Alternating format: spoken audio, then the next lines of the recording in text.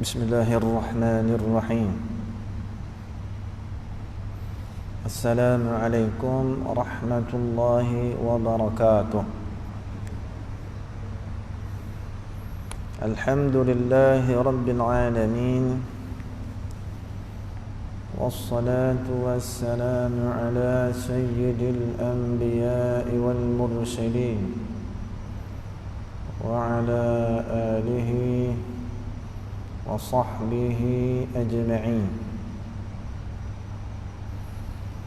Subhanaka la ilma lana illa ma 'allamtana innaka antal alimul hakim. Wala hawla wala quwwata illa billahil aliyyil azim. Sir wala tu'assir, Rabbi tammim bil khair. Amma ba'd. Terima kasih pengurusi majlis, pengurusi masjid, ahli jawatan kuasa masjid, imam, bilal, seterusnya, muslimin, muslimat yang sentiasa mudah-mudahan dirahmati dan diampuni oleh Allah Subhanahu wa taala insyaallah. Alhamdulillah, pertama sekali kita bersyukur kepada Allah Ta'ala dengan segala nikmat yang Allah kurniakan kepada kita dan keberkatan yang dikurniakan kepada kita, dan ini dah nilai kebaikan bagi seorang mukmin yang apabila Allah berkehendak untuk memberikan kebaikan yang banyak ke atas dia, maka Allah curahkan keberkatan dalam umur dan kehidupan dia. Mudah-mudahan kita sentiasa diberkati oleh Allah. Tuan-tuan perempuan yang dirahmati Allah Subhanahu wa ta'ala, Allah Subhanahu wa ta'ala menjadikan kita manusia matlamat paling utama. Allah sebut dalam Al-Quran, وَمَا خَلَقْتُ الْجِنَّ وَالْإِنسَ إِلَّا لِيَعْبُدُونَ. Tidak aku ciptakan jin dan manusia melainkan untuk memperhambakan diri kepadaku, dan tidak ada jalan lain untuk kita memperhambakan diri kepada Allah, zahiran wa batinan, zahir dan batin, melainkan jalan yang telah ditetapkan oleh Allah dan Rasul sallallahu alaihi wasallam. Yang paling asas adalah ilmu. Tidak ada ilmu, tidak mungkin seseorang itu boleh melaksanakan amal ubudiyah kepada Allah Ta'ala. Tak mungkin. Mustahil. Sampai kita itu mustahil. Jadi Allah Subhanahu wa Ta'ala melalui lisan Nabi kita Muhammad sallallahu alaihi wasallam, Nabi bersabda, "Man yuridillahu bihi khairan yufaqihu fid din." Barang siapa yang Allah berkehendak memberikan kebaikan yang banyak kepadanya, maka Allah beri dia faham agama. Sikit banyak cerita lain lagi, banyak lagi baguslah. Faham agama tu paling tidak benda yang paling asas dalam hidup kita. Maksud dia yang fardu. Apa yang fardu? Mayang, puasa dan Ramadan, zakat kalau cukup syarat, haji cukup syarat dan seumpama. Itu semua mesti asasnya dengan ilmu.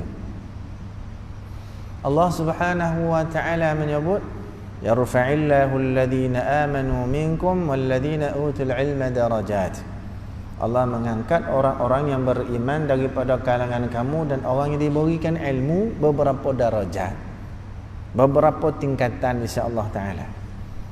Ayat yang lain Allah Taala sebut, qul hal yastawil ladzina ya'lamuna wal ladzina la ya'lamun. Katakan hai Muhammad, sama ke orang yang tahu dengan orang yang tak tahu? Ini bukan persoalan yang Allah berkehendakkan kejawapan. Ini persoalan yang jawapannya semua orang dah ada dalam benak pemikiran masing-masing. Allah tujukan soalan supaya manusia itu fikir jawapan yang sama dah ada dalam kepala manusia ni. Cuma fikir, jawapan dah tentu tak sama, tapi fikir tak sama tu, kita ni didorongkan untuk apa? Sebab tu penting tuan-tuan. Sebab hampir-hampirnya kita kepada penghujung umur dunia, Nabi kata orang tak minat belajar ilmu. Orang tak minat belajar ilmu. Mana bukti? Orang makin tak nak belajar ni. Kalau dari sudut bukti depan mata kita tu, kita boleh tengoklah. Kan? Masjid, surau. Kalau majlis-majlis yang ada tu guru berkitab, yang ada berjadual, tu sambutannya amat kurang. Tapi kalau ceramah-ceramah bermusim penuh tu besok. Nah, itu bukan, ialah ilmu lah juga, tapi dia bukan kita tuntut ilmu tu secara yang sepatutnya. Kan? Yang macam pondok-pondok dulu lah, kita taklah sampai ke tahap tu sebab kita pun ada tanggungjawab, banyak masa yang kita nak kena buat benda lain, kan? Bekerja, cari duit, nafkah anak bini, keluarga, bayar rumah, bayar kereta, semua nak bikin tu. Bila masa yang sama tak boleh kita nak beralasan untuk kita mengelak diri, menampakkan diri dalam majlis ilmu. Tak boleh. Kok mana pun tak boleh. Sehingga Nabi sallallahu alaihi wasallam, mudah-mudahan bukan kita lah. Nabi kata dokek besok nak kiamat, orang dah makin benci, bukan setakat tak nak, benci majlis ilmu. Alhamdulillah. Ada dalil hadis yang sahih. Kat mana dalilnya? Indirectly Nabi sallallahu alaihi wasallam sebut. Nabi kata, Inna Allah la yaqbidul ilma intiza'an yantazi'uhu minal ibad, walakin yaqbidul ilma biqabdil ulama, hatta lam yubqi aliman ittakhadhan nasu ru'usan juhala fasu'ilu fa'aftau bighairi ilmin fadallu wa adallu. Nabi sallallahu alaihi wasallam bersabda, sesungguhnya Allah Ta'ala mencabut ilmu daripada dada para ulama. Ini di antara tanda-tanda hampir kiamat. Allah cabut ilmu daripada dada para ulama. Macam mana Allah cabut? Adakah ulama tu tiba-tiba jadi lupa, tiba-tiba jadi jahil, tiba-tiba jadi bodoh, tiba-tiba jadi bongap, tiba-tiba tak reti bercakap? Adakah macam tu? Tidak. Biqabdil ulama. Allah matikan terus para ulama. Hari ni mati seorang, ni meninggal seorang, tak kisahlah mana sudut dunia, tapi satu persatu daripada kalangan orang yang takut pada Allah, daripada kelompok ulama, Allah ambil seorang. Dan orang beriman merasakan tu satu kesedihan yang tak terhingga. Donga yang ulama meninggal, walaupun dia tak pernah belajar dengan dia, walaupun tak pernah bertemu, walaupun tak pernah bersama majlis, tapi tahu ni ulama, sedih benar. Orang yang tidak merasakan kesedihan, kehilangan dan kematian seorang ulama, tu petanda hati yang koreh. Tu petanda imannya semakin lama semakin terhakis. Tu donga ulama tak ada, sedih betul menangis seorang. Ini okey. Ini hebat orang macam ni. Ini kalau pemain bola mati mengingin, pelakon mati mengingin, ulama mati, besok tak ada apa. Ramai lagi dia. Tapi kita tak ambil manfaat. Tuntut. Sehingga Nabi SAW kata, tuntut ilmu ni, jangan duduk diam, rugi kita. Man akhadahu akhadha bihadhin wafir. Siapa yang dapat ilmu ni, dia belajar, dia mengambil keuntungan yang besar. Nabi kata. Jadi kalau kita buat perbandingan, yang kita kerja setiap hari untuk apa? Untuk duit. Tu kan? Untuk duit. Duit untuk apa? Tu. Tadi dah sebut. Untuk memenuhi tuntutan nafkah keluarga. Okey. Untuk bayar hutang. Okey. Bayar segala-gala yang kita beli. Rumah, hutang sampai tarik sampai 40 tahun, 35 tahun. Makna habis bayar, habis hari ni besok mati. Punya lama kita berhutang. Nak kena cari duit. Kan? Tak apalah, bagus. Bahkan nafkah sebahagian wajib kita punya sedekah, menafkah. Tu kerja tu betul. Ada kalau kita dinaikkan pangkat sekaligus naik gaji, seronok tak kita? Seronok kita. Pula tu tengah-tengah bekerja satu tempat dah 10 tahun dah. Daripada gaji 3,000 sekarang dah 6,000 sekali ganda. 10 tahun dah lebih. Dah kerja situ. Dapat pula surat sampai ke rumah tawaran kerja satu syarikat gaji 10,000. Naik lagi. Tadi dah sekali ganda dah. Tiba-tiba dapat tawaran pula. Kawan-kawan, bos syarikat kawan-kawan dia tawarkan 10,000. Tak apalah, jauh mana lah Kuala Lumpur, Seremban dah lah 6,000 pun tak apa, 10,000 jauh mana, macam ni lah kau nyo pasal dan nak mana tenaga kau ni 15,000 macam buntang je mata dengan 15,000 ni. Tak apalah kalau kau rasa kau susah dan siapkan kereta dreba lagi. Allah, dengan yang tu kenduri tumbang sekolah lembu tu tak dapat kerja baru daripada 6,000, 15,000 siap kereta, siap dreba. Kau solatih dan hantar dreba. Kawan punya suka dengan kita. Nak ngabaran apa? Kita rasa alhamdulillah, syukur, nikmat, rezeki Allah bagi. Usaha kita. Tapi lah masa yang sama, tapi kita kalau bekerja 6,000 pandemik, tiba-tiba yang buang pekerja buang. Yang tetap kerja dipotong gaji daripada 6 sampai 3. Yang naik kita suka. Bila dipotong kita rasa apa? Sedih. Apa lagi buang kerja? Sedih, tambah kecewa. Kan? Macam mana kalau kita bila ditanya tentang masalah sembahyang tak boleh jawab? Kan? Masalah-masalah agama yang asas lah, bukan benda yang kocik-kocik halu-halu yang kita payah nak fikir, nak belajar kena duduk pondok sepenuh masa ni. Tak, yang asas-asas saja. Mandi wajib pun tak lepas lagi.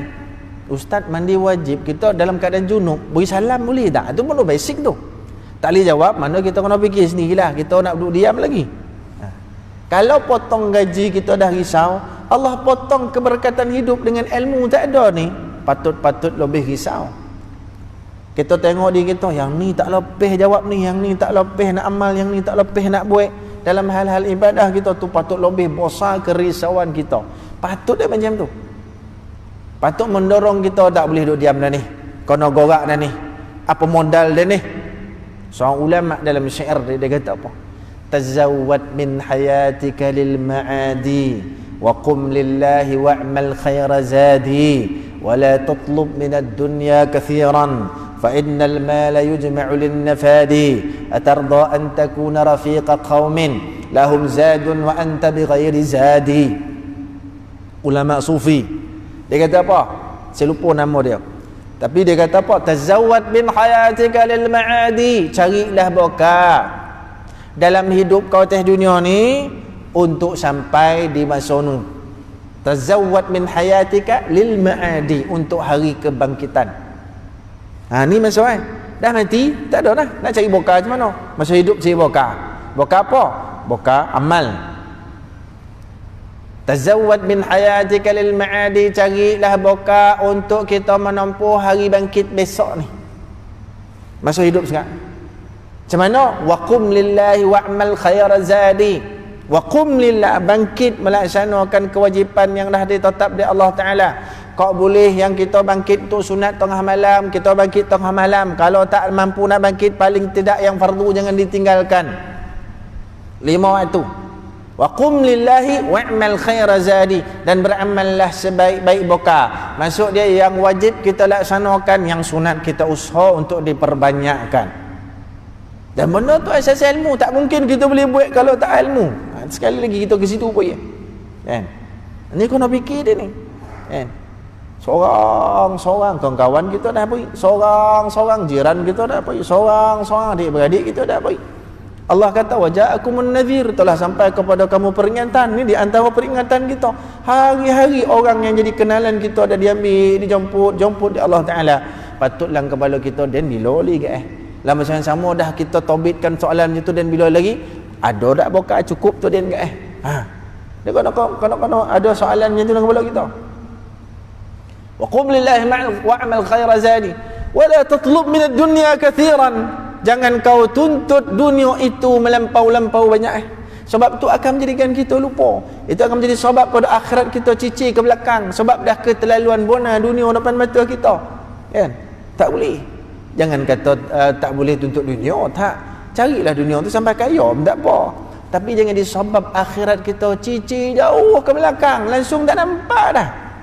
Tu maksudnya. Wala tatlub minad dunya kathiran. Jangan tuntut dunia itu banyak melampau. Pasal akhirat kalau banyak, automatically dunia akan jadi sikit. Automatik. Itu namanya ahlul akhirah. Orang yang ahlul dunia, yang cari dunia semata-mata, automatik akhirat dia akan jadi sikit. Garanti punya. Dia tak boleh jadi sama, balance tak boleh. Akhirat 50, dunia 50. Mustahil macam tu. Maksudnya mustahil orang tu akan berjaya.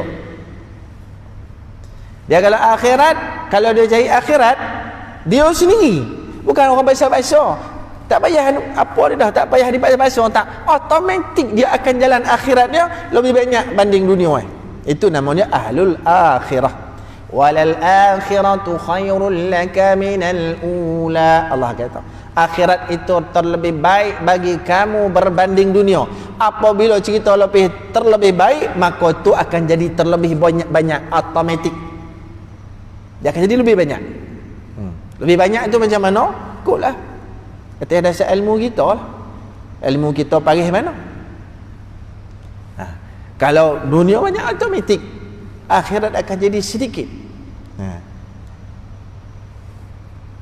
Atarda anta wala tatlub minad dunya kathiran fa innal mala yujmi'u lin nafadi. Sesungguhnya harta yang kau himpun tu tujuan dia di mana? Tujuan dia ke kebinasaan. Harta banyak mana pun binasa. Kalau harta tak sampai binasa, kita yang punya harta akan binasa.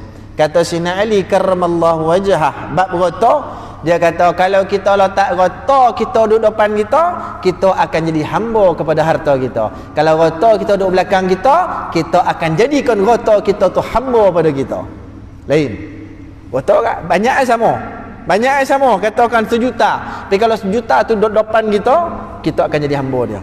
Macam mana dia nak jaga, macam mana dalam bank, macam mana dalam account, nikah kau hilang ke apa kau, dia kata orang tu akan sibuk dengan harta dia. Dia akan jadi hamba pada harta dan duit dia. Kata Sayyidina Ali karramallahu wajhah, bila harta duduk belakang dia sifat dia senang ya.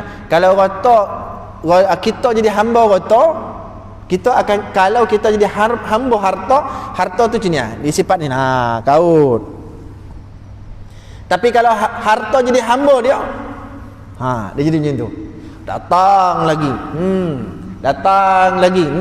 Tu pergi mana? Pergi masjid. Bagi madrasah. Bagi. Hei, duit. Kau pergi bagi. Dia ada kau pergi tolong masjid. Hei, duit. Kau pergi masalah madrasah. Hei, duit. Duit jadi hamba dia. Dia hantar duit tu, dipaksa duit. Jadi kalau duit tu jadi hamba dia, duit tu keluar. Tapi kalau dia jadi hamba duit, masuk. Macam mana nak bola ni yang banyak ni? Dah ada banyak nak lagi. Tak apa, nah cukup. Nabi kata, "Lau kana li Adam wadiyan min malin labtagha thalithan wala yamla'u jawfu li Adam illa turab." Kalau dia dah ada 2 lomba harta, dia nak 3. Dah ada 3 nak ompek dan seterusnya, dan tidak ada yang boleh memenuhi kepuasan dia dengan duit dan harta melainkan tanah sahaja. Allah firman dalam satu hadis qudusi, "Ya ibn Adam, umfik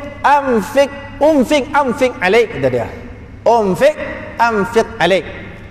Belanjakanlah hartamu, aku akan belanja kamu. Allah firman dalam hadis. Kalau tuan-tuan belanja 1 juta, mungkin ada orang yang ada kekayaan luar biasa nak belanja 1 juta. Ada kan? Kalau jenis raja-raja Arab yang kaya-kaya, Bahrain, Kuwait, Qatar, tu raja-raja tu semua kaya dengan minyak tu. 1 juta ni macam RM1.2 je. Kan? Macam kita macam mampu cari 2-300 sehari. Dia 1 juta, 2-3 juta sehari. Tak ada hal dia dah. Belanja. Kan? Ada satu raja Arab dekat mana tak tahu, Qatar ke apa kau. Dia anak kecil lesen kereta tak ada. Kan? Birthday anak Tandado apa nama tu? Abang Tado apa nama tu? Kereta tu kan. Abang Tado apa nama? Saya pun tak pernah reti nyebut itu. Rogo kat 2 juta tu. Birthday. Anak kita birthday bolehlah present RM2.5 tu. Itu pun dah melampek dah kan. Bolehlah. Alhamdulillah. Ni lah pagi hepat kau tu dia. Ya nak macam mana? Ya. Kan? Bori. Seronok saya kalau orang beri 1 juta, seronok tuan-tuan lebih 1 juta kan. Allah Subhanahu wa taala kata, kau belanjakan harta kau jalan dan belanja kau. Siapa Allah belanja kita? Yang maha kaya, yang punya langit, yang punya bumi. Bahkan kita yang hidup ni, kita ni punya dek dia. Kalau kita membelanjakan harta kita jalan Allah, Allah janjikan dengan firman dia, dan belanja kau, anfiq alik, dengan erti kata dan balik dan akan ganti apa yang kau keluar tu. Tu memang disebut dalam Quran. Wa ma anfaqtum min syai'in fa huwa yukhlifuh. Apa yang kamu belanjakan jalan Allah, Allah akan ganti balik. Sebab tu tuan-tuan, kita dalam hidup kalau fikir macam orang putih pun hebat kan. Bukan kata dia hebat tak. Islam jauh lebih hebat lagi, tapi dia pun ambil pada kita. Apa Mak Salih kata? More you give, more you get, kata dia. Ini kan kawan ngobah, dia ngobah ke saya. Mohong dia mohong lah saya. Tapi ramai kan kawan mongak kita ni, tapi tak apalah. Kau betul-betul lah. Tapi memang ada dalam Islam macam tu. Kan? More you get, more you macam mana? More you get, more you give, you know? More you give, more you give, more you get kan? Saya pun dah salah ni bukan. Saya kan roti nah putih ni tuan-tuan bangang, tapi bolehlah sikit tuan-tuan cakap saya faham ni taklah tahu nah bangam bolehlah faham. Ni nak balas tu tak roti. Kan? More you give, more you get. Allah kata kau beri jalan dan belanja kau, mana lebih baik daripada apa kau belanja tu kan. More you give, more you get lah. Kalau orang barat ada satu prinsip hidup macam tu, patut kita lebih baik daripada dia. Islam dah ajar jauh lebih baik dah. Islam ajarlah jauh lebih lama daripada apa yang dislogankan tu. Kan? Kita lebih hebat. Sebab tu asas dia adalah ilmu. Ni berapa macam mana nak ijaz ni? Dah bergoyang dah ni. Dah. Canggih pun nah kerusi. Langsung lupa nak cakap nah. Minum air dulu kan. Air tawar tak jadi. Kalau air oren. Baik. Jadi asas kepada apa saja kejayaan hidup yang disebut man arada dunya fa'alaihi bil ilm wa ma arada al akhirah fa'alaihi bil ilm wa man aradahuma ma'an fa'alaihi bil ilm. Siapa nak dunia kena ilmu, nak akhirat kena ilmu, nak kedua-dua serta dua-dua pun kena dengan ilmu. Ilmu penting. Sebab tu akhir zaman orang dah tak nak dah. Sebab itulah hadis tadi sambungan dia apa?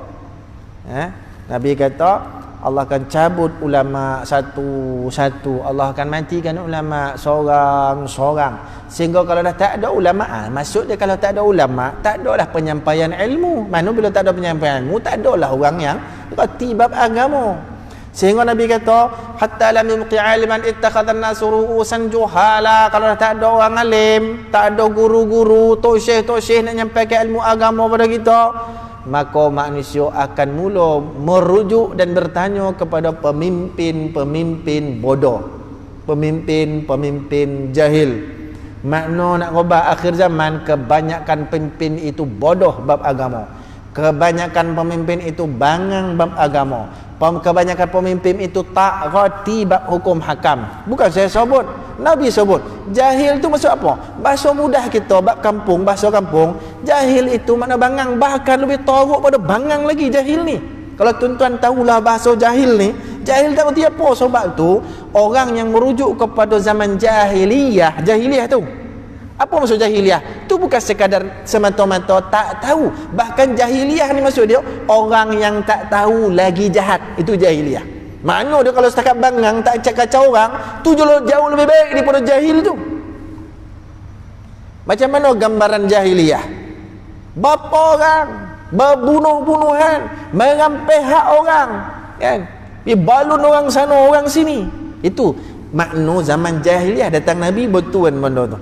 Kalau saya bangang tak apa, bangang dia tak kacau orang, tak apa kan. Kadang kau janganlah jadi bangang rupa kasar ni. Jangan jadi jahil. Tak apa lah, dah jahil tu lagi dia bangang tu. Tak, dia tak reti macam mana. Sebab tu bila Nabi SAW kata dah tak ada ulama orang merujuk pada pemimpin bodoh. Nak gambarkan masa tu pemimpin kebanyakan, bukan semua, kebanyakan tak reti bab agama, tak reti bab hukum hakam.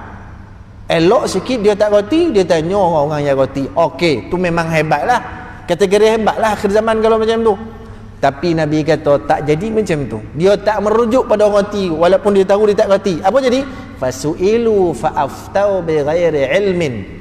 Mereka yakni pemimpin bodoh tadi ditanya tentang hal-hal agama. Kerana tok-tok guru dah tak ada, semua mati lah kok. Tanya orang-orang yang berkenaan dengan kepimpinan. Fasu'ilu, mereka ditanya fa'aftau bighairi ilm. Mereka akan mengeluarkan fatwa tanpa ilmu. Boleh ni dia tak cakap halal ke haram ke apa ke, boleh, tak ada masalah. Ni tak boleh. Benda yang boleh pada agama tak boleh teh dia, tak boleh teh agama boleh teh dia. Sama macam tu. Apakah jadi natijah dia? Fadallu, pemimpin itu sesat baik, wa adallu, dan akan menyesatkan masyarakat sekelilingnya. Itu dah pasti. Kalau dia sesat, ditanya dia orang, dia akan keluarkan jawapan yang menyesatkan. Orang akan pegang apa yang disebut dia, kemudian dia sesat, masyarakat pun sesat baik. Wal'iyadzubillah. Sebab tu kita ni kena sungguh-sungguh dalam menuntut ilmu. Sungguh tuan, tak ada. Kita kena datang masjid lah, jangan biarkan kosong. Allah murka. Dahlah kita dengan SOP semayang jarak, setan duduk tengah kita. Kan? Setan duduk tengah kita. Colah ni. Wallahu alam lah. Sahabat tu dia memang rasa betul setan. Nabi kata rapatkan. Yalah kita SOP lah, tak apa. Tapi kalau dalam bab jarak ni patut ada rasa risau kat kita. Walaupun kita dalam melaksanakan SOP yang dah diarahkan oleh pihak berkuasa, tapi ada juga risaulah hati kita. Setan mencolahkan soft kita. Bila dah jarang mesti ada risau tu. Setan sahabat disebut oleh sahabat, ta'allamnal yaqina qabla al-Quran. Kami belajar daripada Nabi yakin dulu sebelum kami belajar Quran. Yakin dulu dia belajar sebelum dia belajar apa yang dikandung dalam Quran tu. Hukum hakam apa semua dalam Quran. Sahabat kata ta'allamnal yaqin. Kami belajar daripada Nabi tu yakin dulu berquran. Sebab tu sahabat ni apa saja Nabi sebut 100% yakin Dan Nabi kata kalau kau jarak sikit dia cukup lah. Masuk setan berupa kibas, kata dia, macam anak kambing. Duk dia tu colah soft yang kita tonggangan tu. Sebab tu dia rapat betul. Sebab dia kata memang setan colah ni. Kan? Sebab berapa bulan dulu kan tutup langsung masjid. Orang-orang yang rasa selalu pergi masjid tu rasa macam cemana duduk rumah ni. Rimeh betul lama tak pergi masjid. Kan? Bila buka masjid, tak ya pergi dah. Yang kata rimeh tu kadang-kadang polik juga. Kan? Berapa bulan tutup masjid. Dah tutup datang tak seberapa ramai. Allah kata innama ya'muru masajidallahi man amana billahi wal yawmil akhir. Man amana billahi wal yawmil akhir. Wa aqama salah wa ata zakah wa lam yakhsha illa Allah. Allah kata sungguhnya orang mengimarahkan masjid itulah orang beriman dengan Allah dan hari akhirat. Tak mahu kau kita terpilih daripada kalangan tu. Tuan-tuan tak pola ada masjid, mudah-mudahan masuk. Jadi bila kita dengar ayat macam tu, sungguhnya orang mengimarahkan masjid, umarul masajid, orang mengimarahkan masjid, Allah kata itulah orang beriman dengan aku. Itulah beriman dengan Allah dari akhirat. Allah iktiraf kita beriman, tu yang kita nak. Tapi malang makin lama makin sopi. Orang yang memang jarang-jarang ke masjid mengambil peluang betul lah. Sehingga ada sebahagian siap-siap tak pergi masjid dengan alasan kalau pergi pun tak payah masuk. Kalau pergi pun dah apa haram mungkin berdosa besar orang macam ni. Tak pergi lagi dah tentu dah. Kalau pergi pun memang tak payah masuk kata dia. Haram hukumnya berdosa besar. Bahkan lagi mana ada ruang yang dia boleh pergi ke masjid yang berdekatan wajib dia pergi. Datang sini, datang dulu. Datang tak boleh masuk. Ada lagi kan undang-undangnya pukul 1 dah tak boleh masuk contoh kan. Lagi mana sebelum pukul 1 dia wajib pergi. Supaya macam hukum tayamum. Tak apalah panjang lebar hukum tayamum tu. Tapi dalam masjid bab masjid hari Jumaat, lagi mana tak sampai pukul 1 dia wajib pergi cari masjid lain yang dokek-dokek sekiranya dia yakin boleh sampai sebelum pukul 1. Penuh sini pergi pula masjid mana dokek. Penuh lagi wajib pergi. Tapi kena pergi awal lah. Pergi awal. Ini tak. Saja tu kadang-kadang. Itu kita polik. Allah bagi tutup masjid. Kalau dalam hadis, kenapa penyakit berleluasa? Kenapa musibah Allah turunkan? Kenapa bala Allah beri kepada manusia? Tak kira lah yang baik ataupun jahat, kafir, mukmin, pasal apa bala? Nabi sebut kerana dosa yang dah berleluasa. Oleh kerana dosa, apa ubik nak mengangkat bala dan musibah ni? Istighfar. Ya, taubat itu baik, tapi orang tak nampak. Bukan setakat taubat tu tak dilaksanakan, orang makin jauh daripada istighfar dan taubat. Bukti orang makin jauh daripada masjid, jauh daripada rumah Allah, jauh daripada majlis ilmu. Kalau taubat dia tak jadi macam tu. Hatta Allah Ta'ala sebut dalam surah Nuh, faqultu astaghfiru rabbakum innahu kana ghaffara yursilis samaa'a 'alaikum midrara wa yumdidukum bi amwalin wa banina wa yaj'al lakum jannatin wa yaj'al lakum anhara. Sebab istighfar Allah beri tolong kepada masyarakat yang bertobat tu segala bentuk keperluan yang dia perlukan. Kalau dia rasa susah, Allah keluarkan daripada kesusahannya. Dia rasa sempit, Allah beri dia kelapangan. Sesuai dengan hadis Nabi SAW kata, man lazimal istighfara ja'alallahu lahu min kulli hammin faraja wa min kulli dhiqin makhraja wa razaqahu min haitsu la yahtasib. Barang siapa yang banyak istighfar, Allah jadikan setiap kesusahan dia ada jalan nak jadi senang. Kena yakin ni, segala sempit ada ruang jadi lapang. Dan Allah kurniakan kepada rezeki daripada sumber dia tak sangka-sangka. Hadis. Kena yakin mana ni, banyakkan istighfar, banyak taubat. Sekalipun kita rasa diri kita ni bersih daripada dosa, konon lah kan, kalau siapa macam tu rasa itu tak betul dah tu. Kalaulah kita rasa sikit lah dosa kita, contoh, tetap kena istighfar supaya Allah angkat musibah ni. Banyakkan taubat pada Allah Ta'ala, sungguh.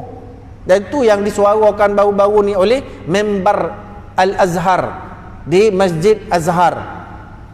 Dia menyuruh kepada masyarakat Islam seluruh dunia, Jumaat yang sudah ni, baru ni, dari member Al-Azhar.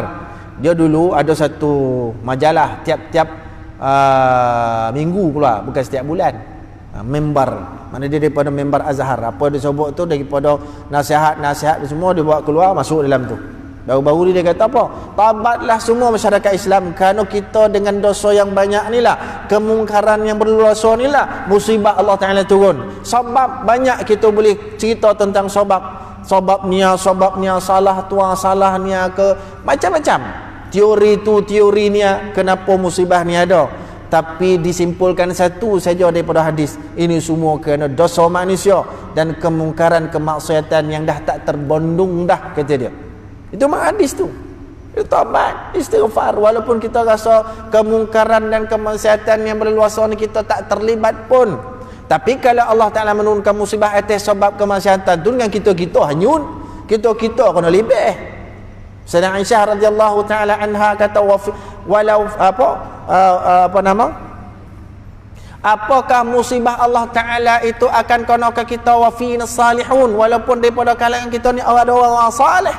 Nabi kata, innal bala idza nuzila ya'um, atau kama qala, sesungguhnya bala itu kalau diturun ni Allah Ta'ala semua kena. Kita tak nak. Bahkan kita kadang-kadang menuding jari, torah kau ni pasal ni dengan den-den pun kena. Tak boleh, Nabi sebut dah. Bah kita pun kena main peranan.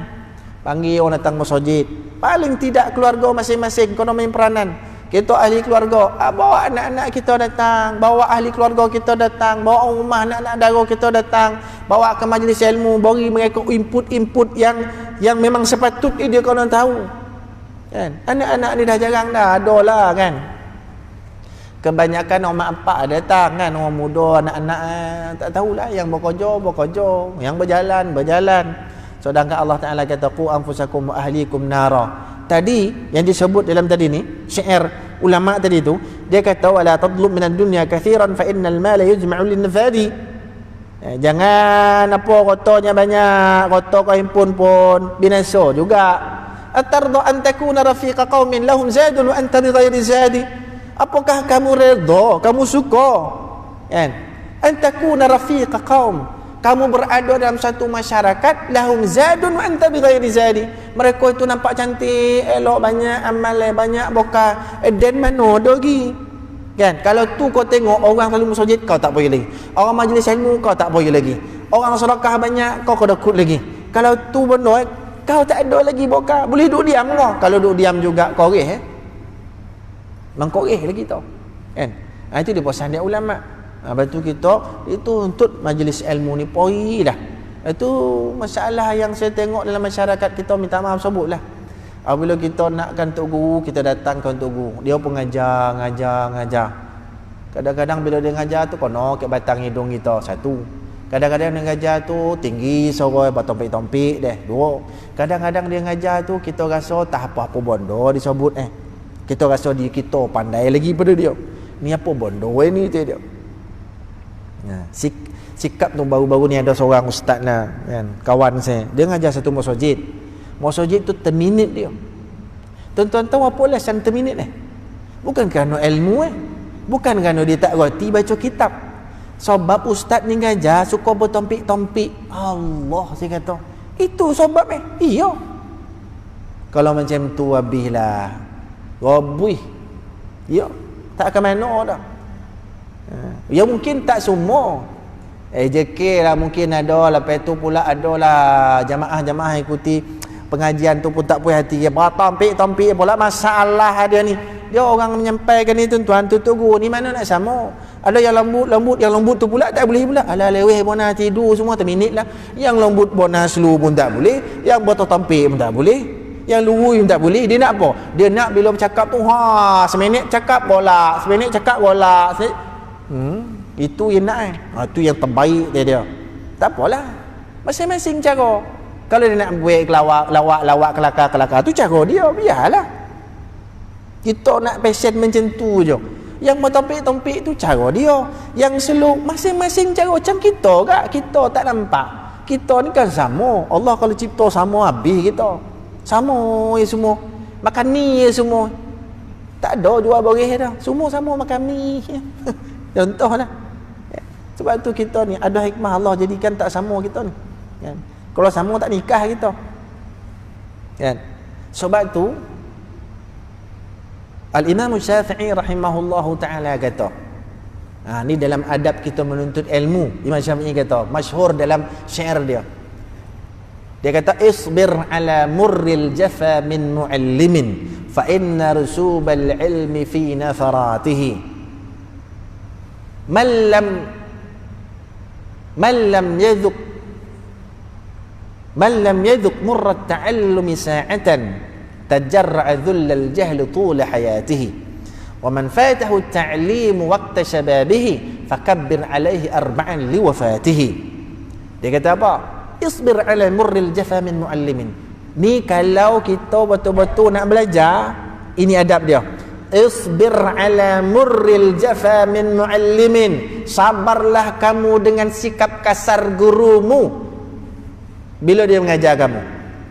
Fa inna rusubal ilmi fi natharatihi, kerana kegagalan dalam menuntut ilmu bahawa kamu lari daripada guru kamu kerana sikap kasar. Imam Syafi'i sebut. Imam Syafi'i ni siapa? Tak payah hurai, tuan-tuan pun lebih tahu pada saya. Kemudian dia sambung lagi, man lam yadhuq burrat ta'allumi sa'atan tajarra'a dhullal jahli tula hayatihi. Siapa yang tak sanggup untuk merasai kesusahan dalam menuntut ilmu, bersedialah menelan kehinaan jahil sepanjang umur.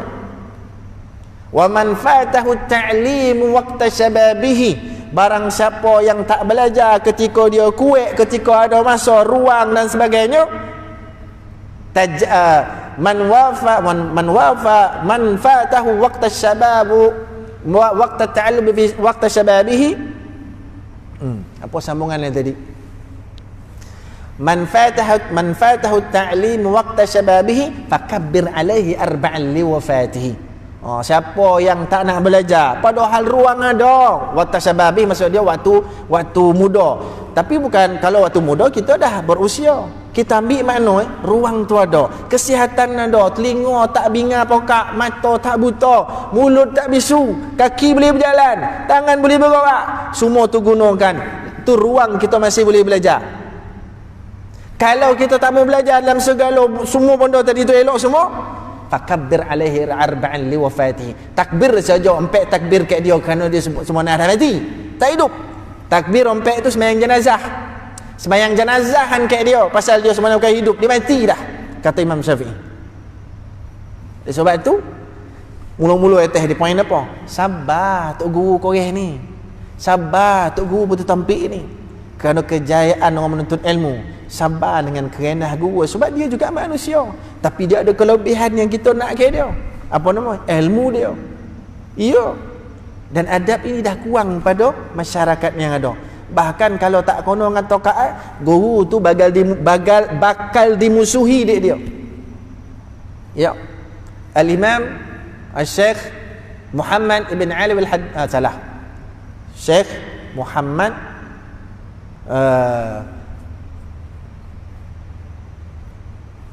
Syekh Muhammad Al-Maliki Al-Hasani rahimahullah taala. Syekh Muhammad Maliki, kan? Dia kata apa? Sabatul ilmi bil mudzakarah wa barakatuhu bil khidmah wa naf'uhu biridha syekh.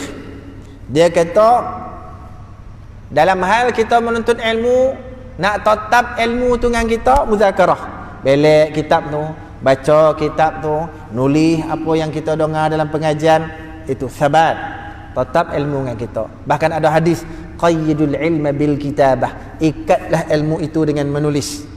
Kalau dengar saja kita bukan Imam Syafi'i dengar ya hafal.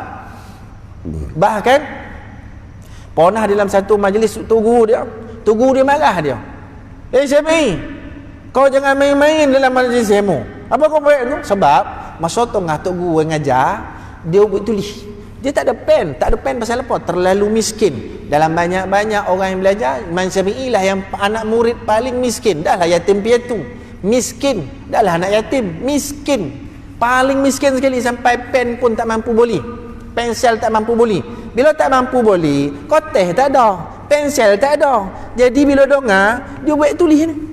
Nabi kata ikat ilmu dengan menulis. Dia nak tulis apa? Padahal dia tahu hadis tu. Dia nak tulis apa benda tak tahu tulis. Jadi dia buat tulis. Tangan tu ibarat kotak ni, tangan yang ni seolah-olah macam pegang pen, dia tulis. Malah tu guru kau macam main-main lah, macam kita kata apa, talabus ni.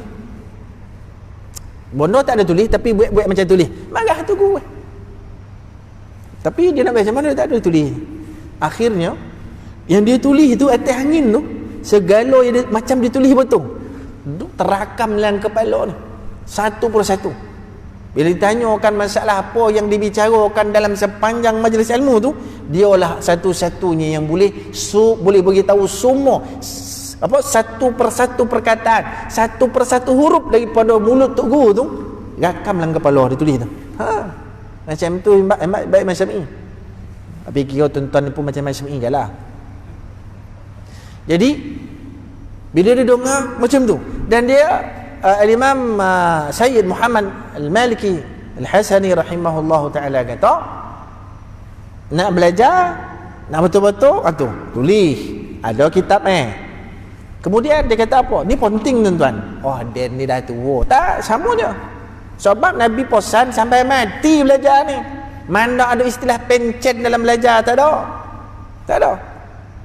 Kemudian nombor 2 apa namanya? Wa barakatuhu bil khidmah. Nak dapat berkat ilmu itu dengan khidmat. Itu dia punya formula, nak tahu. Nak dapat berkat ilmu khidmat. Khidmat tu macam-macam cara. Khidmat ke guru, khidmat dalam majlis ilmu, khidmat pada penuntun ilmu, khidmat pada tampai ilmu, semua khidmat. Bahkan kadang-kadang kita tak perasan. Bila majlis ilmu, kalau sekarang zaman moden ni, nak kau ada pakai mikrofon, nak kau ada meja, yang menyiapkan barang-barang semua-semua ni termasuk dalam mana khidmat. Bahkan orang tak perasan, khidmat kepada sesuatu yang tak ada, yang di luar daripada majlis ilmu pun dianggap khidmat pada majlis ilmu. Salah seorang daripada ulama besar di India dulu, dia alim. Kenapa dia alim? Kerana dia khidmat kepada bapa tok guru. Tok guru ni ajar, bapa sakit, tak ada orang khidmat kepada bapa. Jadi dia ni volunteer, tak apa, dan khidmat kepada bapa. Bapa ni koncing berak atas kaki ya. Kata daya, tua. Jadi satu hari tok guru ni balik rumah, dia tengok anak murid ni tengah membersihkan najis bapa dia, bapa tok guru ni. Dan masa dia masuk rumah, najis bapa tok guru ni tengah berada dalam tangan ni, tengah nak buang. Tengah ada kat tangan ni. Tak ada lapik, tak ada apa, dengan tangan tu betul. Menitik air mata tok guru ni, tengok khidmat anak murid dia. Pendek cerita lepas mati tok guru ni, posan tidak, apa tidak, yang dia ni yang tak pernah duduk dalam majlis ilmu kerana khidmat pada bapa tok guru, dialah yang menggantikan meja tok guru dia. Dia menyampaikan ilmu ni sampai cari paip kat dia.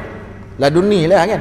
Tak sampai pak mana anak-anak murid semua tu tak ada. Dia duduk ni ganti. Pak, ni berkat kerana khidmat. Pernah tak kita terfikir benda tu? Kan? Pernah tak? Inilah dia. Nilai. Orang yang tak buat dia takkan rasa benda. Malam yadhuk la yadri. Siapa yang tak rasa dia tak tahu. Mana siapa tak buat dia takkan rasa. Siapa yang tak rasa dia tak tahu. Kan? Begitu juga kadang-kadang dia dalam majlis ilmu tak berapa, tapi dia menyiapkan makanan. Kalau lepas di pada majlis kan, kok ada makan untuk guru, ada makan penuntut ilmu, ni semua dia nyiapkan ni. Dia sampai tak sampai duduk sama lah, tapi oleh kerana keberkatan dia khidmat tu, dapat agak bahagian kebaikan ilmu kat dia. Kita tak pasti, tapi yang pentingnya khidmat itu satu yang barakah. Yang terakhir, wa naf'uhu biridha syekh. Ini satu benda lagi. Kadang-kadang orang rasa ini satu benda yang melampau, ini ta'assub dan sebagainya. Manfaat ilmu itu datang, kata dia, daripada redha tok guru. Redha tok guru suka, guru redha, itu penyebab manfaat daripada ilmu tok guru tu dapat kat kita. Ada orang tak nampak benda ni. Orang yang berada memang tu budak yang belajar pondok ni memang pegang benda ni. Kita tak boleh nak menyolam benda ni sebab kita tak ada dunia tu. Tapi tak semestinya kita duduk pondok untuk dapat benda ni, tak. Belajar antara maghrib dengan isyak, walaupun tempoh yang singkat macam tu, duduk masjid, tapi keinginan kita, keazaman kita memang pegang betul adab-adab menuntut ilmu. Tak mustahil tuan-tuan jadi ulama. Ya, nak jadi ulama ni bukan kerja kita, Allah. Kerana Allah kata orang yang paling takut kepada Allah itulah para ulama. Sampai nak pada takut pada Allah Ta'ala tu, boleh jalan ilmu, tak ada ilmu tak takut dah. Sebab tu Allah kata innama yakhshallah min ibadihil ulama. Orang yang takut daripada kalangan hamba-Ku kepada Allah, orang yang pada takut pada Allah, paling takut tu ulama. Ulama maksud dia apa? Orang ada ilmu. Tak semestinya banyak lagi bagus, tapi dengan sedikit ada keberkatan dan manfaatnya, sehingga sampai pada dia darajat takut pada Allah Ta'ala. Itu tak mustahil. Siapa ada Ibrahim Adham sampai ke besar, anak raja kan, tak tahu apa tu agama, tak adalah agama Islam, tapi tak mendalam lah, macam biasa-biasa je lah. Tapi akhirnya belajar sikit-sikit, Allah Ta'ala pilih dan letakkan ketakutan dalam hati. Akhir jadi ulama besar Ibrahim Adham rahimahullahu ta'ala. Tuan-tuan berrahmati Allah Subhanahu wa ta'ala. Di samping yang sama, kadang-kadang kita tidak diberi kelebihan ilmu, Allah beri kita kelebihan rota. Jadikan rota kita itu bahagian daripada kebaikan dalam hidup kita. Jangan kita sampai tahap tak ada bahagian rota kita letak pada jalan agama. Jangan. Tak berkat rota kita, tak berkat duit kita. Apalagi Allah menjanjikan pulangan yang besar pada kita dunia akhirat. Seorang sahabat Nabi bernama Abu Dihdah radhiyallahu taala anhu wa arda. Dia kata, dia satu hari Nabi sallallahu alaihi wasallam diadukan permasalahan dua orang sahabat yang ada kebun kurma. Tiba-tiba bila dibuatkan sempadan tanah, sebatang pokok kurma yang kawan sebelah ni dah makan tanah sahabat sebelah ni. Sebatangnya. Ngadu kat Nabi, bergaduh ni, ngadu kat Nabi. Maka Nabi berikan jalan penyelesaian. Wahai tuan batang pokok kurma yang sebatang tadi ni, yang dah terlebih kawan tadi ni, dah terlebih ke tanah kawan ni, apa kata kau jual pokok ni kat dia? Kawan ni pula tak nak bagi sudah nak jual. Yang kawan ni pula tak mahu nak beli, kau jual, mana tak nak beli, apa nak susah? Kau ambil pokok kau ni, tobang pokok kau ni, kan? Nabi kata jual. Tapi Nabi kata kalau kau jual pokok ni kat dia, Allah gantikan pokok ni, sebatang ni dalam syurga. Pendek cerita, Abu Dahdah sampailah ke pengetahuan dia. Dia pergi jumpa Nabi. Ya Rasulullah, apa yang kau sebut tentang orang ni penyelesaian ni, tak aku khabar, kau jual lah pokok ni, Allah akan ganti dalam syurga. Dan beli pokok ni boleh tak? Nabi tu kejut, teramang. Kau nak beli dengan apa? Dan nak beli dengan kebun kurma dia. Satu Madinah kona siapa Abu Dahdah. Pasal apa? Antara orang yang mempunyai kebun kurma yang terbesar. Dalam kebun ada 600 batang pokok kurma. Di samping dalam tu ada rumah yang besar, ada sungai, ada semua keperluan lah. Kira mewah lah hidup kalau zaman sekarang ni, mewah lah. Dan beli sebatang ni, dan beli dengan harga kebun kurma den yang dalam tu ada 600 batang kurma dengan segala-gala rumah dalam tu semua, dan jual dan beli dengan sebatang ni. Sebab den nak yang tu ada dalam syurga sebatang, jadilah. Kan? Tagamang Nabi pun terkejut pengorbanan dia. Ni yang tuan punya kurma ni tunggu apa lagi? Jual sebatang dapat satu kebun, sebesar-besar kebun. Jual. Akhirnya dijual. Balik rumah. Dia kau bangun bini. Dia kata, ni semua kita dah jual ni, tapi tempat lain. Di rumah dalam tu, abang dah jual dah. Dia, bini dia tahu, dia businessman hebat, kan? Kalau dia jual, mana ada pulangan yang hebat lah. Takkan dia jual saja-saja, mesti pulangan yang hebat. Abang jual dengan apa ni? Ni kebun kita semua ni. Apa yang abang beli? Sebatang pokok. Tapi Nabi kau bahas batang ni Allah ganti dekat syurga. Bini kau apa? Buntung abang, buntung abang, buntung abang. Ni bini sahabat salihah.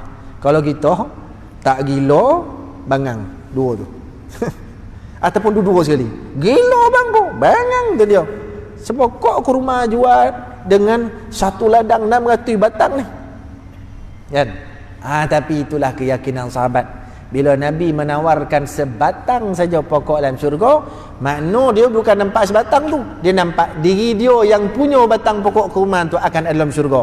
Nabi sebut dapat sebatang pokok, dia tak nampak sebatang pokok tu, dia nampak Allah menjanjikan syurga bagi dia melalui lisan Nabi sallallahu alaihi wasallam tentang pokok kurma tu. Dia nampak kat situ. Tuan tengok.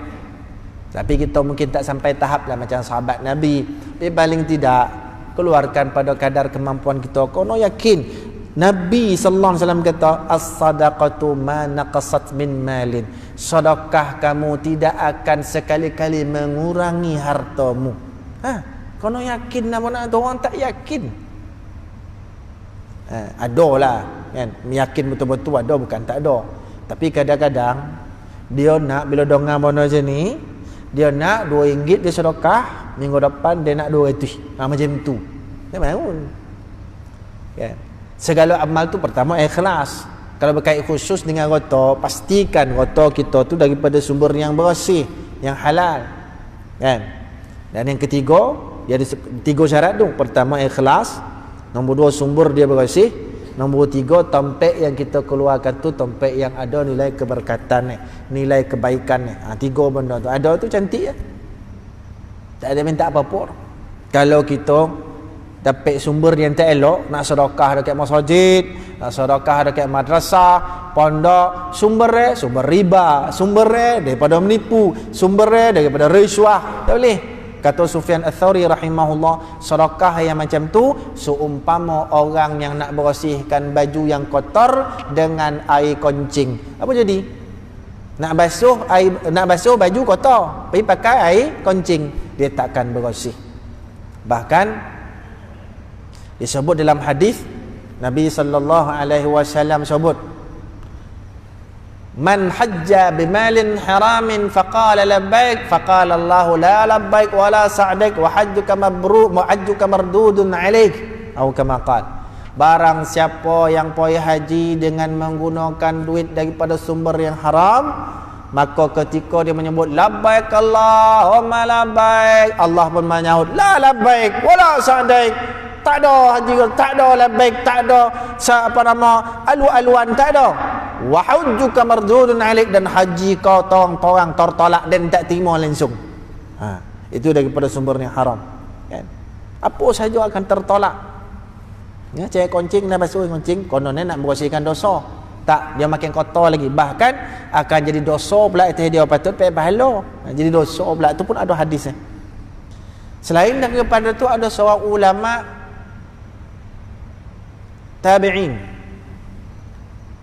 namanya Abu Muslim Al-Khawlani rahimahullahu ta'ala. Nama sebenar Abdullah bin Thuwab. Dia ni keluar daripada rumah, bawa dalam katalah 5 dirham. Bini suruh beli gandum, dia keluar daripada rumah. Dalam perjalanan ada orang minta sedekah, dia tak bagi. Sebab duit ngam-ngam nak beli gandum. Kalau bagi sebahagian pun dah tak boleh nak beli dah. Dia pun jalan tahu, duit dia tak cukup nak bagi kau, dia jalan. Yang orang-orang miskin tadinya susah ni, ngekor dia daripada belakang sampai kat pasar, ngekor lagi. Pendek cerita, dia mula dia tak bagi, berapa kali dia minta tak bagi kak.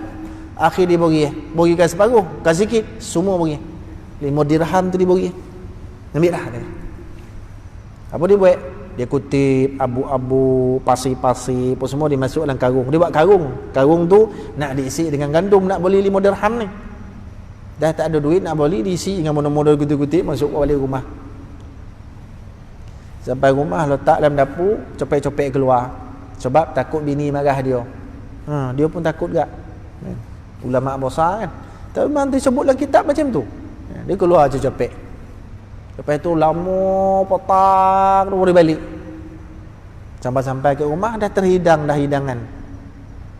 Tanya bini, dah siap masak? Iyalah. Mana kau dapat gandum ni? Dah abang buat balik beli dia. Dia pun terkejut. Dia pergi dekat karung dia isi dengan pasir pun semua tadi ni. Buka-buka gandum betul.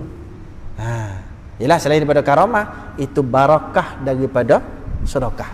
Barakah daripada bagi pada orang susah yang memerlukan. Nabi sallallahu alaihi wasallam sebut, man yassara ala mu'sirin yassarallahu fid dunya wal akhirah. Barang siapa yang mempermudahkan orang susah, Allah akan permudahkan bagi dia urusan dunia dan akhirat. Wallahu fi aunil 'abdi ma kana al-'abdu fi auni akhihi. Allah sentiasa membantu seorang hamba selagi mana dia bantu saudara Islam dia. Pak, sikit je kita bantu. Kadang-kadang kita bantu kan banyak mana pun. Saya ada pengalaman tuan-tuan. Pengalaman bukan kata baik pun, tidak.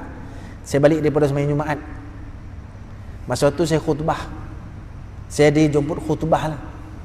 Khutbah pada satu tempat, kan? Jadi bila khutbah, saya balik dah bawa kereta. Sampai dekat pagar rumah ada motor. Motor tu mengekor saya daripada masjid tu. Saya dah perasan ada motor. Sampai saya masuk simpang dia ikut, saya tak peduli lah.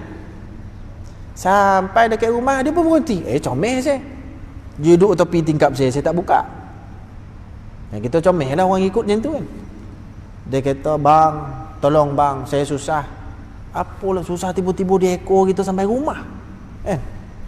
Bini saya hospital sakit dia. Hati dah korban dah. Pembongak ni, kan? Hati dah. Tak ada ni dah. Tolong bang. Menangis dah. Tiba-tiba nangis. Orang berlakon kan macam-macam kan. Nangis dah. India. Non Muslim, kan? Tak apalah. Tak kisahlah bangsa apa, tapi nangis dah. Dia susah. Dalam hati saya kata, macam mana kalau dia memang betul susah, kan? Dalam hadis, terdetiklah hati ni. Dalam hadis, orang yang tolong anjing saja penyebab dia masuk syurga. Ada kan hadis ni kan? Minum anjing. Tolong binatang saja. Ini manusia walaupun non muslim. Allah kata walaqad karramna bani Adam. Sesungguhnya Allah muliakan bani Adam, manusia. Ulama tafsir kata, yang dimaksudkan manusia Allah muliakan termasuk yang Islam dan yang tak Islam. Manusia tu dimuliakan dari sudut perbezaan dia dengan makhluk binatang dan seumpama. Terfikir macam mana kalau dia memang susah. Dalam hadis tolong binatang saja dapat kebaikan. Saya pun ambil lah. Saya tak bawa duit, tak bawa wallet. Pergi khutbah hari Jumaat, tak bawa wallet. Tapi lepas khutbah, standard lah tuan-tuan. Lepas salam orang beri envelope. Sebab keluar envelope tu. Baru keluar envelope, tarik. Ada RM50 ke situ. Saya khutbah, orang bagi RM50. Jadi envelope tu saya bawa keluar. Saya tak tahu berapa dalam tu. Bukan, mungkin 100 ke 200 kot. RM50. Alhamdulillah. Baru keluar RM50. Hati terdetik, oh banyak RM50 ni. Kalau bagi semua sekali, Dan pun tak dapat apa. Yo tak yo fikir, ya Allah. Masa tu saya fikir. Masa tu tuan saya pun susah. Bukan saya senang masa tu, saya pun susah. Lah kono RM50 besar bagi saya. Ya Allah, kalaulah ada kebaikan untuk Dan tanya bantu orang ni walaupun bukan Islam, Dan keluarlah. Bagi RM50 besar bagi saya. Bagi RM50. Pojam mentah ya. Otak tepi tak nak fikir-fikir. Fikirkan macam-macam kan.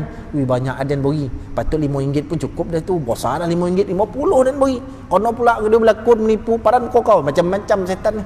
Kan? Memang dalam Quran pun sebut dah syaitan ya'idukumul faqra wa ya'murukum bil fahsya. Allah kata syaitan sentiasa membisikkan kefakiran. Maknanya apa yang kita keluarkan tu ataupun yang kita nak keluar, dia bisik-bisik kat kita. Banyak bona tu. Masakin kau besar tadi. Saya bagi RM5,000. RM5,000. Saya bagi dia RM50. Jadi apa nama? Lepas daripada tu biarlah, tak ada apa lah. Dia pun ambil, dia kata terima kasih banyak. Kalau Dan jumpa balik kau, dia ada bahasa dia lah, bahasa pelet-pelet dia lah. Kalau maksud dia, kalau Dan jumpa balik kau, Dan mesti akan ganti balik duit yang kau bagi Dan ni tadi. Dan akan cari balik, kalau ada akan bagi kau balik tadi. Kan? Sampai hari ni lah tak ada kan. Tapi dia kata kalau Dan dapat balik duit, Dan cari balik. Tapi saya dah pindah, saya tak duduk rumah lama. Mungkin dia cari kau, saya tak tahulah. Tapi tuan-tuan, selang berapa minggu, 2 minggu ke 3 minggu macam tu, saya pun tak ingat secara pasti. Ada orang datang jumpa saya, tiba-tiba bagi saya envelope. Saya ni hidup saya tiap-tiap hari tu biasa orang ambil envelope ni kan. Biasa. Tuan-tuan pun tahu kan. Bukan muka envelope tak. Tapi besok-besok kalau kita dah ceramah kau pun kan orang salam-salam ada salam kaut namanya. Kau tak kaut cici bawah ambil. Jadi tak apalah. Jadi saya buka lah envelope tu, lepas bagi tu saya buka. Cek. Tak apa lagi. Buka cek. Standard lah cek ni kadang-kadang bila kita ngajak. Saya masa tu lepas kuliah lah. Kan, lepas kuliah. Standard lah kalau orang bagi envelope mungkin dalam tu 100, 200. Tengok-tengok ada cek. Biasalah cek. Tapi berorak-orak cek, tiba-tiba cek kan tak pernah ada ngajar-ngajar suruh orang bagi cek, tak pernah. Buka-buka tuan-tuan RM25,000. Ni saya cerita betul. Tapi habislah bayar hutang malah lambat, keliling pinggang ni hutang ni. Bayar habis. RM50 tuan-tuan. Silap sebut. India tu khabar. Dan akan bayar balik. Tapi bukan dia bayar, Allah bayar. Tuan-tuan tengok. Habislah. Itu keyakinan kau nak tuan-tuan. Kita tak ada fikir apa dah. Bukan saya khabar saya ni baik bona, tapi nak ngobarkan Allah maha baik nak bona. Itu je kan? Allah nak sebut dalam Quran. Ni saya cerita dengan tuan-tuan supaya kita ada semangat salurkan bahagian daripada harta kita dalam jalan agama. Dan kita tak menuntut-nuntut dengan Allah lah. Keluar, ya Allah, dan keluar RM5, teh ustaz tadi RM50, RM25,000 2 bulan depan. Okey tak? Macam tu tuntut-tuntut tak jadi. Ya kalau Allah nak bagi terpulang lah. Tapi itu satu keyakinan yang kena ada dengan kita tuan-tuan. Bantu orang yang sekalipun non-Muslim, tapi macam mana Allah layan daripada kebaikan yang sikit yang tak seberapa ni. Ni maha kayanya Allah Ta'ala, maha kaya. So sentak betul saya bila dapat yang tu teringat betul saya yang tu kan? Nampak tak? Teringat betul. Inilah kehendak Allah Subhanahu wa taala. Kan? Dah lama dah cerita ni, lama benar dah. Kan? Habis dah licin takar dah, tak ada apa dah. Habis semua tu bayar tu, belanja sikit, ada joli-joli kata sikit, dah habis, selesai. Tuan-tuan rahmati Allah Subhanahu wa taala. Kan?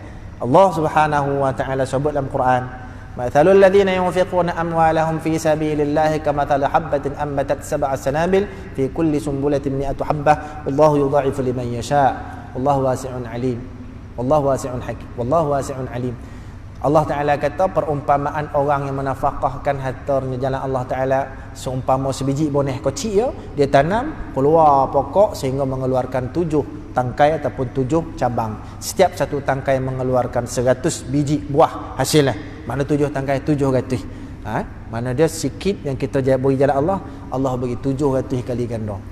Ayat yang lain, wa mathalul ladzina yunfiquna amwalahum fi sabilillah, salah.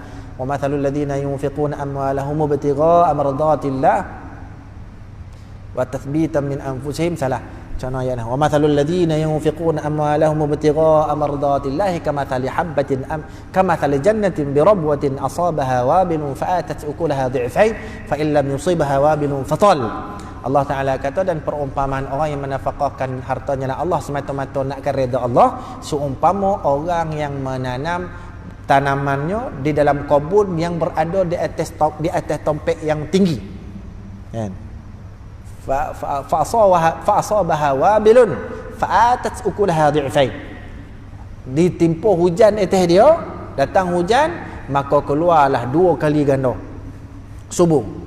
Wa illam yusibha wabilun fatal.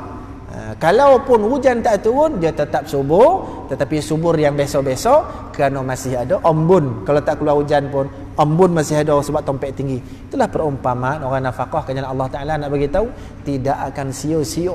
Dia tidak akan, mana dia tumbuhan itu tetap akan tumbuh. Sama ada dia berganda-ganda ataupun tumbuh besok-besok, tapi tetap tumbuh. Tidak akan sia-sia benih yang kita tanam. Dia akan keluar, dia tak akan rusak. Dia akan tumbuh. Rusak takkan rusak. Itu janji Allah Subhanahu wa taala. Jadi tuan-tuan dan puan rahmati Allah, sama-samalah kita tengoklah masjid ni apa keperluan dia, letaklah bahagian daripada duit dan harta kita kat masjid, sebab kita juga ada manfaat kat dia kan. Kita yang berdekatan dengan dia, laungan azan ni sampai kat telinga kita, maka inilah yang paling dokek untuk kita jadikan sebagai berkah terbaik daripada habuan rezeki yang Allah kurniakan nikmat itu pada kita. Ataupun mana-mana tampik lah, kalau kita donga-donga, ada madrasah, ada ma'had, ada tahfiz dan sebagainya, kita letak bahagian daripada rezeki kita di situ. Banyak dan besar manfaatnya, dan kita sekali-kali tidak akan dikecewakan oleh Allah Ta'ala bab rezeki itu kalau kita letak bahagian rezeki kita di jalan Allah. Dan saya yakin ramai daripada kalangan tuan-tuan dah pun ada pengalaman benda yang saya sebut ni. Saya yakin mana sedekah, sebab Nabi sebut sedekah tidak akan sia-sia, sedekah tidak akan mengurangkan harta kita, sedekah jadi sebab. Bahkan dalam hadis, ni paling hebat sekali daripada banyak-banyak saya sebut tadi, ni penutup untuk puasa. Ada tuan-tuan bila orang sudah ni puasa sambung pasal dia nampak macam nak berhenti, dia sambung lagi. Tak, ni last ni yang paling penting. Bahkan saya rasa dalam bab sedekah secara khusus Nabi SAW kata, ni ingat dia tuan-tuan dan puan, peringatan untuk saya dan kita semua. Paling penting mana? Sadaqatus sirri tadfa'u mitatassu. Tu dia. Sedekah senyap-senyap, sedekah seorang pun ada kat kelebihan ni. Sedekah ni akan mengelakkan kita mati buruk, mati su'ul khatimah. Penting tak tuan-tuan sedekah? Sangat penting. Sehingga Nabi kata pengelak kepada mati su'ul khatimah. Kalau dah tak su'ul khatimah, tentulah hadis itu memberi makna sedekah membawa kepada nilai mati husnul khatimah. Besar kau kecil benda tu? Besar. Husnul khatimah dengan RM2. Hebat tak? Husnul khatimah dengan RM5. Up sikit sebab gaji kita besar. Husnul khatimah dengan RM20. Letaklah 1 juta. Masih murah nilai 1 juta tu kalau setakat nak dapat husnul khatimah. Yang terlalu mahal untuk kita. Sebab itu penentu selamat kita masuk dalam kubur. Ya. Husnul khatimah dengan nilai RM2, RM3, RM4, RM10 dan sebagainya. Tuan-tuan, kita rebutlah benda ni lagi mana ada nyawa ni. lagi mana ada ruang, lagi mana ada peluang, lagi mana ada rezeki yang Allah bagi kat kita. Kau dah putus, dah terayo dah kita atas bahagian terpaksa meminta-minta, bukan lagi memberi, dia meminta-minta. Jangan sampai tahap tu. Ada ruang kita memberi, berilah, dan beri kita tidak sia-sia. Bahkan pemberian kita itu sebab kebaikan dunia dan akhirat kita. Tuan-tuan memperrahmati Allah sekadar tu, mudah-mudahan beri manfaat pada kita semua. Yang baik sungguhnya daripada Allah, kurang daripada kelemahan saya. Sallallahu alaihi wasallam Muhammad wa ala alihi wa sahbihi wa baraka wa sallam. Subhanakallahumma bihamdika asyhadu an la ilaha illa anta nastaghfiruka wa natubu ilaik. Allahumma arina al-haqqa haqqan warzuqna ittiba'ah wa arina al-batila batilan warzuqna ijtinabah. Allahumma faqihna fid din wa 'allimna ta'wil. Allahumma rabbana zidna 'ilman warzuqna fahma. Allahumma ij'al jam'ana hadha jam'an marhuma wa tafarraqana min ba'dihi tafarruqan ma'suma. Wa sallallahu ala sayyidina maulana Muhammad wa ala alihi wa sahbihi wa baraka wa sallam. Alhamdulillahi rabbil alamin. Assalamu alaikum warahmatullahi